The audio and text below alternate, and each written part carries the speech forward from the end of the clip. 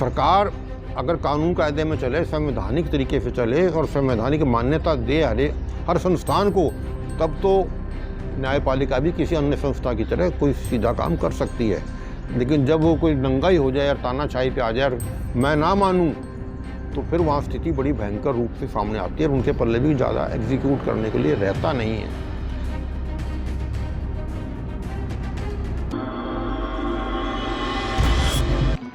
दोस्तों नमस्कार, मजदूर मोर्चा की ओर से मैं सतीश कुमार मुखातिब हूँ आप लोगों से।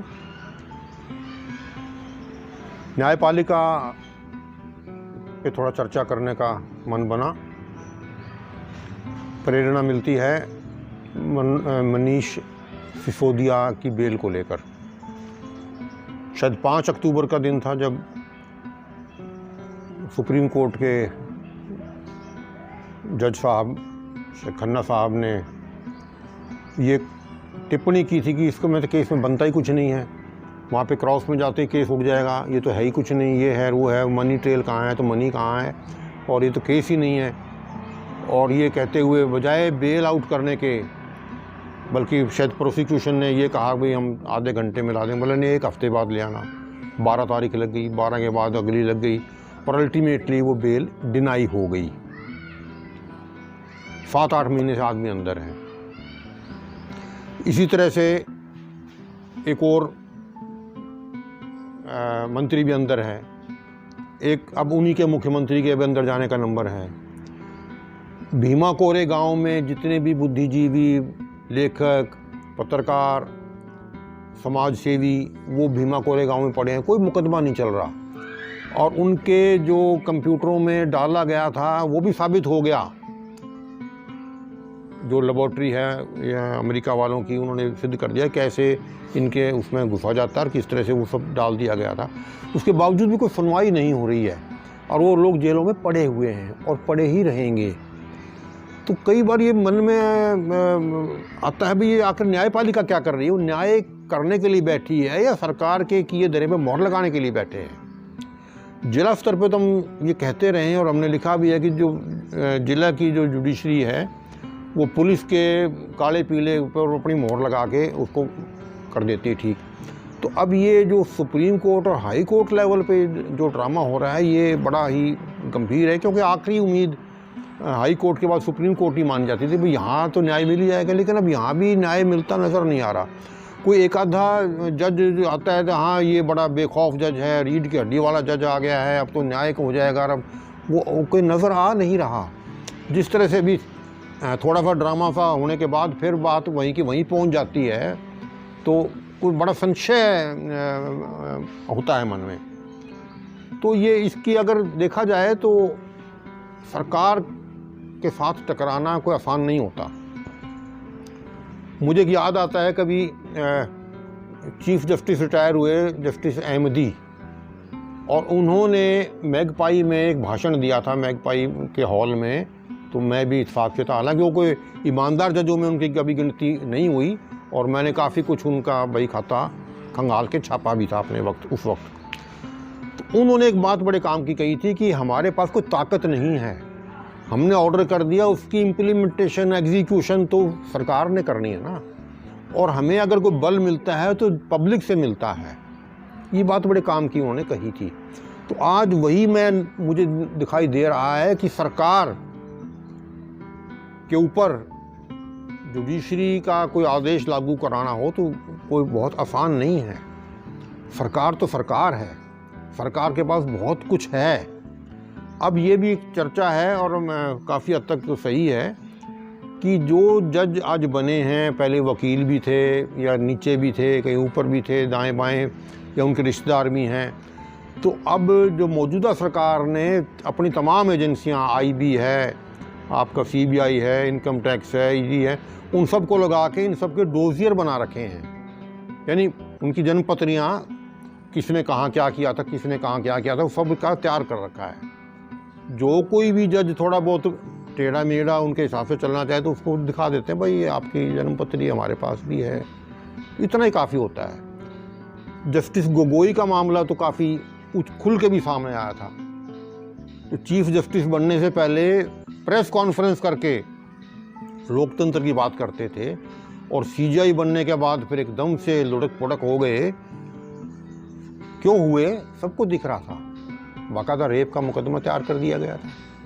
सत्ता है भाई, सत्ता के पास तो बहुत कुछ है। तो ये परिस्थितियां हैं। लोकतांत्रिक व्यवस्था में तो जुडिशरी काफ़ी कुछ कर सकने की स्थिति में रहती है, लेकिन जब एक सरकार नंगी हो जाए और तानाशाही पे उतर आए तो फिर इनके पल्ले भी कुछ ज़्यादा सा सौदा रहता नहीं है। सरकार अगर कानून कायदे में चले, संवैधानिक तरीके से चले और संवैधानिक मान्यता दे हर संस्थान को, तब तो न्यायपालिका भी किसी अन्य संस्था की तरह कोई सीधा काम कर सकती है। लेकिन जब वो कोई नंगाई हो जाए और तानाशाही पे आ जाए और मैं ना मानूं, तो फिर वहाँ स्थिति बड़ी भयंकर रूप से सामने आती है और उनके पल्ले भी ज़्यादा एग्जीक्यूट करने के लिए रहता नहीं है। मैं बहुत छोटा सा उदाहरण मैंने काफ़ी बचपन में भी देखे हैं। जिला स्तर पर, तहसील स्तर पर मजिस्ट्रेट्स और पुलिस, जब भी कोई, आमतौर पे पुलिस का और मजिस्ट्रेट का बड़ा सीधा सा संबंध रहता है और अक्सर देखा है कि मजिस्ट्रेसी जो है, जुडिशरी जो काफ़ी ओबलाइज भी करती है पुलिस को। एक दो किस्से में नाम तो अब उनके ना मुझे याद हैं ना वो जगह याद हैं। किसी मजिस्ट्रेट से थानेदार साहब का कोई कहासुनी या मनमुटाव हो गया। अब मजिस्ट्रेट के पास तो कुछ भी नहीं है, एक कोर्ट में ही तो 4 आदमी हैं उनके पास, बाकी तो कुछ नहीं है। और एक आदमी जो है नायब कोर्ट, वो पुलिस का है, वो होना ना होना बराबर के होता है। अब अगर एसएचओ के दिमाग में बदमाशी आ गई, और इस तरह की बदमाशी कई बार देखने में आई भी है। मजिस्ट्रेट साहब बाज़ार में जा रहे हैं, किसी गुंडे लफंटर दफन में कह दिया भाई यार 2 थप्पड़ मारे हैं मजिस्ट्रेट साहब के। थप्पड़ माराएगा वो, क्या होगा? 323 का मुकदमा दर्ज हो जाएगा, अगले दिन मजिस्ट्रेट साहब के सामने पेश कर देंगे। मजिस्ट्रेट साहब 323 में क्या करेंगे? घने से घना 6 महीने की सज़ा कर देंगे। वो भी हुई तो उस जेल में आना जाना उनका लगातार रहता ही है ऐसे लोगों का। लेकिन एक अच्छा भला काम करने वाले, उसकी तो मिट्टी ख़राब कर दी ना आपने मजिस्ट्रेट साहब की। तो इस तरह का मतलब आदतें, एक सत्ता का दुरुपयोग एक बहुत छोटे लेवल पे होते मैंने देखा। एक बार शायद पुरानी, बहुत ज़्यादा भी पुरानी नहीं है, पलवल में भी एक बार किसी एसएचओ की बात हुई तो मजिस्ट्रेट साहब के घर में चोरी हो गई।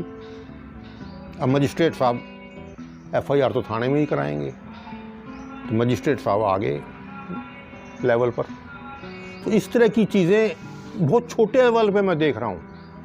तो ये तो ज़िले लेवल का हाल है। तो स्टेट लेवल पर और सेंटर के लेवल पर, जहाँ पे जिस सरकार के पास सारी फौजें, तीनों सेनाएं, सारा अर्ध सरकारी बल और सब कुछ ताम झाम है, उसके सामने जुडिशरी का हाल तो समझा जा सकता है क्या होगा। तो इस तरह की चीज़ें पीछे से इलाहाबाद हाई कोर्ट में भी एक तमाशा हुआ था, जब शायद पंजाब से एक चीफ जस्टिस बन के गए थे, नाम मुझे ठीक से याद नहीं, शायद सोडी साहब थे। तो वहाँ तो इतना हाल बेहाल था, मतलब इतनी गुंडागर्दी कोर्ट में थी, पुलिस भी नाकारा, आर्मी बुलानी पड़ी, ये नौबत आई। इसी तरह मुझे एक और किस्सा याद आता है रेवाड़ी का। रेवाड़ी में एक मजिस्ट्रेट साहब थे, तो उनका वहाँ के ज़िले के एसपी साहब से कहासुनी हो गई और तलवारें खिंच गई काफ़ी, और काफ़ी हालात बिगड़ गए। तब मजिस्ट्रेट साहब को अपनी रेलवे पुलिस को बुला के तैनात करना पड़ा। रेलवे पुलिस आमतौर पे जिला पुलिस के अधीन नहीं होती, उनका कंट्रोल दूसरे एसपीओ जो अम्बाला बैठते हैं उनसे होता है। तो इस तरह की परिस्थितियाँ अक्सर देखने में आती हैं। तो मजिस्ट्रेसी के पास बेशक न्याय करने की इच्छा भी होती है, ज्ञान भी होता है, करना भी चाहते हैं, लेकिन इस तरह के दबाव बना दिए जाते हैं सरकार द्वारा, तानाशाह सरकार हो या जो गैर कानूनी, मतलब जो परवाही नहीं करती हो संविधान की और कानून की, उससे निपटने के लिए ज़्यादा कुछ हमारे संविधान में, हमारे मजिस्ट्रेसी के पास है नहीं। तो इन हालात में जो चल रहा है वो चल रहा है, इसलिए हमें जनता के जिम्मे ये काम आता है कि ऐसे नेताओं को सत्ता से बचाएं, उनकी तरफ, सत्ता की तरफ ना भेजें, और सत्ता को लोकतांत्रिक बनाए रखने के लिए, लोकतांत्रिक मूल्यों को बनाए रखने के लिए इसकी जिम्मेवारी आम जनता पर ही आती है। उन्हें सोचना होगा कि भाई जो लोग तानाशाही प्रवृत्ति वाले आते हैं और तानाशाह बनने की कोशिश करते हैं, उनको ठिकाने लगाया जाए और एक संविधान के अनुरूप और लोकतांत्रिक तरीके से जो सरकार चले उसका ही हमें समर्थन करना चाहिए।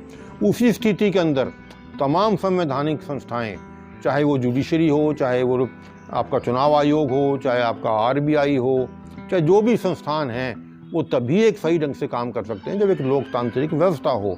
लेकिन जहाँ तानाशाही पर उतरा है सरकार, तो फिर जुडिशरी के पल्ले कुछ नहीं रहता। वो चाहें तो भी बेल नहीं दे सकते, उनकी अपनी जान सांसत में अटकी रहती है। पता नहीं कब तेरे पे शिकंजा कस दे, पता नहीं कब तेरे पे कौन सा मुकदमा लाद दें।